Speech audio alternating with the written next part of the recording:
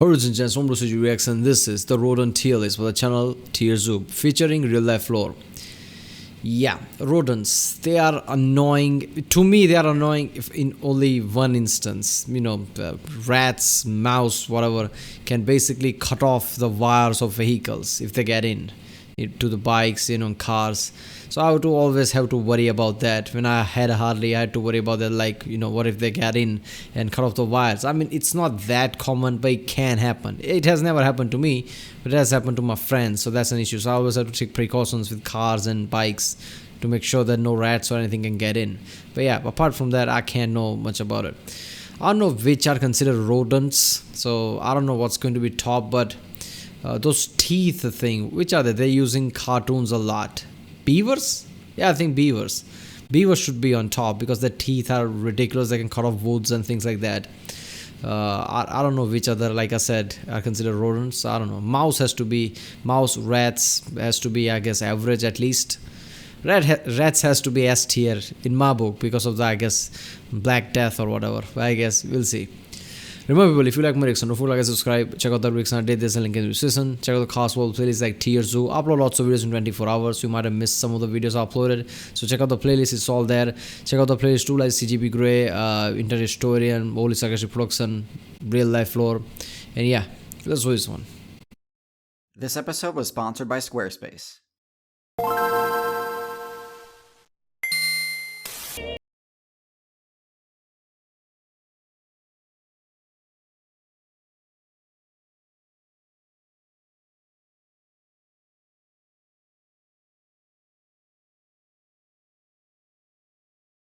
The Cretaceous Bounce Patch. That was something, wasn't it? That mouse, I think that was a mouse, right? Mouse basically jumped in back of the cat, knowing the cat's not going to do anything about it. That was awesome. Nerfed a lot of the top builds, but one of the builds that managed to get through unscathed was the Rodent. They survived by using a weak but versatile and intelligent generalist playstyle. But with the dinosaurs out of the way, they began to diversify into a bunch of different niches and incorporate a wide variety of different strategies into their playstyles. Some of them were kinda janky, to be honest, but many of them have stood the test of time to become a mainstay of the current meta. Rodents all have one attribute in common, their signature incisor teeth, which, while not very useful in combat, can deal severe damage to structures. Making the most of this ability is a core component of rodent gameplay. Rodents are on the weaker side when it comes to combat, and most stick to the evasive generalist strategy, relying on their intelligence stat and special abilities to remain competitive. Mastering this type of gameplay is difficult, but luckily their relatively short spawn time helps mitigate this challenge. Even though their bread and butter moveset is pretty consistent, there are several unique builds that stand out as particularly viable, so let's get into the tier list now. So bottom of the tier list is the Lemming, but not for the reason you might think. Lemmings, yeah. It's a common misconception that Lemmings have such a low intelligence stat that the only thing they're good at is getting a big group together, jumping off the stage, and uninstalling. Yeah, seriously, that thing is just ridiculous. Mass suicide. I mean, come on, man. Isn't true. Although, to be honest, if you're manning the Lemming, you might be better off uninstalling. But anyways, those Twitch clips are fake. Don't be fooled. The actual Lemming playstyle is only slightly more effective, though. It revolves entirely around hoping that the Blizzard World event happens and creates the deep snow biome. If it happens, Lemmings can use it as cover and build extensive tunnel networks through the snow. But if not, Lemmings have zero defensive options and end up getting bodied left and right to the point where their player base drops hard until the next big snowfall. As we all know, rising global temperatures are making snow biomes disappear across many servers. And so this already pretty unviable strategy is becoming even less viable as the meta progresses towards getting wetter and more tropical. Yeah. Moving on up the tier list, we have the Capybara. They go near extinction every 3 to 5 years alone is ridiculous. I'm surprised every 3 and 5 years that by now they haven't gone completely extinct, because that feels like a Russian roulette. One of these cycles, one of this time, they are completely gonna go extinct. The Capybara is at an awkward place in the meta, in that it hasn't quite spent enough evolution points to actually get much use out of its bulkiness. This is because, unfortunately, their home server is the Amazon rainforest, which is also the home server of many of the most powerful S-tier predators in the game, such as the Harpy Eagle, Caiman, and Jaguar, all of which have no problem dealing enough damage to bring down a Capybara. Their main method of defense is hiding underwater, which works to get— You know what? before I reacted to TierZoo videos, I had no idea how badass jaguars were. I also jaguars are one of those average, your everyday type of predator cats. What was the tiger or lion must be the top one. But then I saw the TierZoo video on the jaguar that it's S tier and all the things like an assassin. It can hunt like that, can also swim in the water and all those things, and hunts alone. I don't know. To me, that's really cool. So jaguar is one of my favorite cats now. So yeah, obviously jaguars would fuck anything up like that. Against aerial builds like the harpy eagle, but is a pretty terrible strategy against the vast majority of predators in the rainforest. Anacondas, jaguars, and caimans all thrive in the aquatic biome, and hiding underwater won't do you any good against them. To move up in viability, I recommend boosting your defensive stats even further, or spend some evolution points unlocking at least some sort of solid damage dealing ability. Also in D tier, I'm placing the naked mole rat. The naked mole rat is unique in that it's the only mammal to ever unlock the eusocial ability. But to be honest, as cool as that is, the naked mole rat uses it quite poorly and doesn't really benefit much from implementing RTS tactics into its gameplay. Yes, naked mole rats have a queen, workers, and drones, just like eusocial insects. But the only thing that makes eusociality such an unbelievably strong strategy is that it enables a group of individuals to achieve things that would be impossible alone, like taking down a huge boss, traversing a huge barrier, or surviving a catastrophe. You never see naked mole rats doing something like this. It kinda makes sense why, while other eusocial creatures live on almost every single terrestrial server, naked mole rats are confined to just a small area in Africa. Sure, they do have the coveted cancer resistance ability, but spending points to unlock an extremely rare power that benefits the individual makes no sense when playing as a eusocial colony. Your abilities should serve the colony, not the colony's units. The one impressive thing they do achieve is creating a large base, but there are other rodents who do this better, like the next contender on this list. Well, mole rats, if all said and done, if a nuclear apocalypse comes, at least mole rats are gonna survive and they're gonna get badass because of the nuclear power. That's a follow reference, by the way. Up to C tier, we have the Beaver, one of the most well-known builder classes in the entire game. This is where it becomes important that a rodent's teeth deal high damage to the environment. Beavers have iron-reinforced teeth that can be used to bring down trees. This isn't optional, by the way. Like all rodents, their teeth have a passive regeneration ability that mitigates loss of durability, but this also means that if they don't continuously use them, they'll eventually become overgrown and deal damage to the user. Anyways, the resources they gather are used like that boar, right? Or all boars, I don't know. The boars that they have, basically, horns, I think. Is it teeth or it's teeth, right? Or is it horns? I don't know. The teeth, I think. The boar also has the teeth that continuously grows and pierce their skull, I guess. Construct dams in rivers. This serves as their home base and main method of defense. Once fully completed, it works great, but the strategy does have its drawbacks that keep the beaver out of the higher tiers. For one, beavers are very vulnerable while their dam is still under construction. They have no good method of defense if they're caught in the open. Even their iron teeth don't deal enough damage to truly deter a predator. And carrying large amounts of mats through the woods makes stealth very difficult to maintain. Beavers also don't have much recourse if the river their base is located in freezes and becomes uninhabitable, as they only get a mobility bonus in liquid water.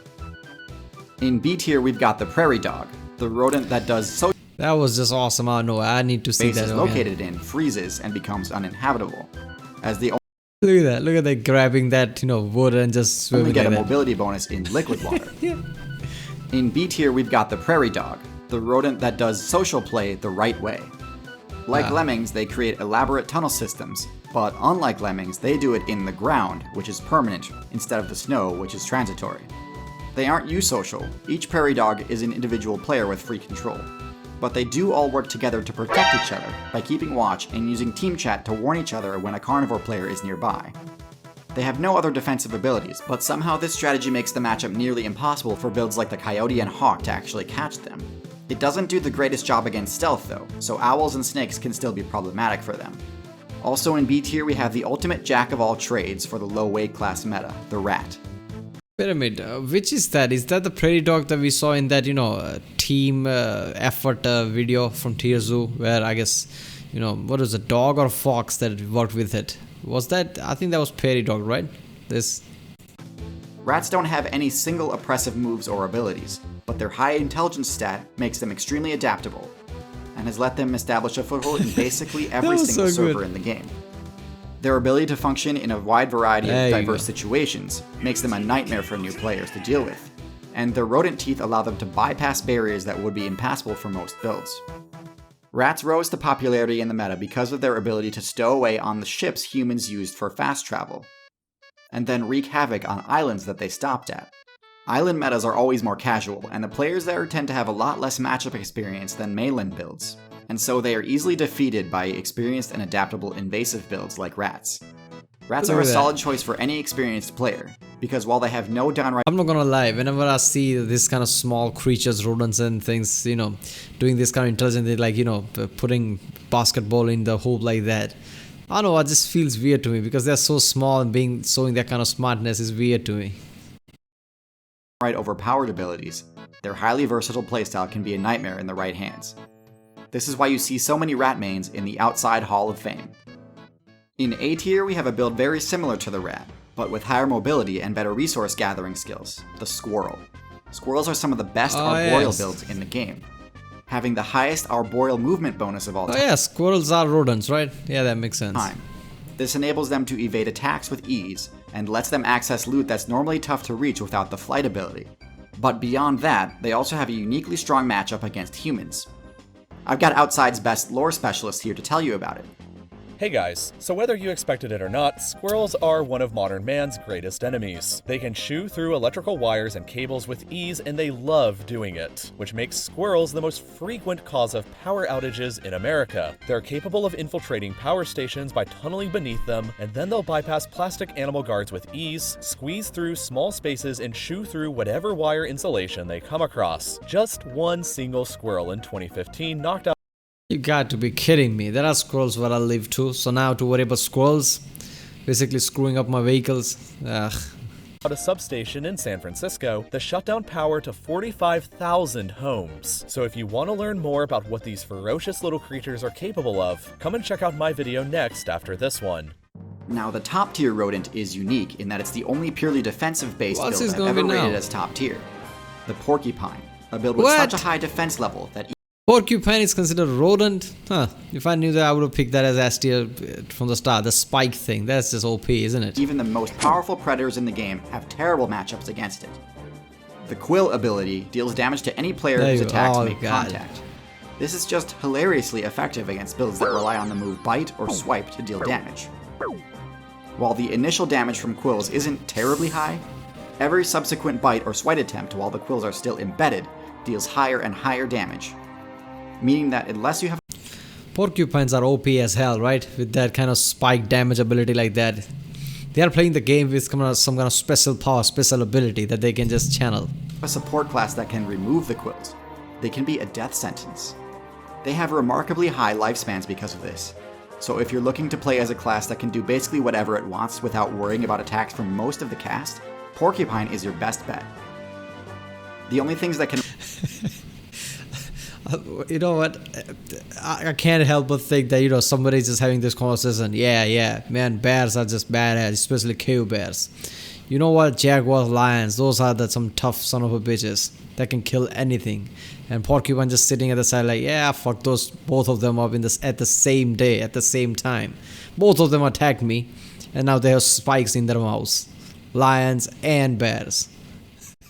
That is so OP, isn't it? Their spike ability, basically the top tier predators like bears and lions and even probably jaguars can't touch them because of the spikes. And really pose a threat to them are disjointed weapons and projectiles. But overall, porcupines are one of the most well-protected builds of all time. Normally, I'd recommend maybe relocating some of their defensive stats towards intelligence. But in this case, it seems that their mid-level intelligence, low mobility, and low stealth do the job just fine. In a lot of ways, having a high intelligence stat is crucial to surviving in the current meta. But for some things, having a high level of experience is no longer required. Like, for example, web design. Squarespace's intuitive web... Yeah, people go to squarespace.com/TierZoo and support this channel. Damn, I didn't know porcupines are considered rodents, but yeah, they are definitely OP with their spikes. That is just like way too OP. I mean, if they can basically, make a run of it like, bears and even lions, any top predators attack them and get spike in their face and they get scared and run away, that's already OP. I think he should have just made this video's title like "Are Porcupines OP" or something, because they kind of are. Well, people, that was the rodent tier list featuring RealLifeLore. If you like my reaction, don't forget to like and subscribe. Check out the reaction. There's a link in the description. Check out the cards, full place. Check out the end cards, and I'll see you next time.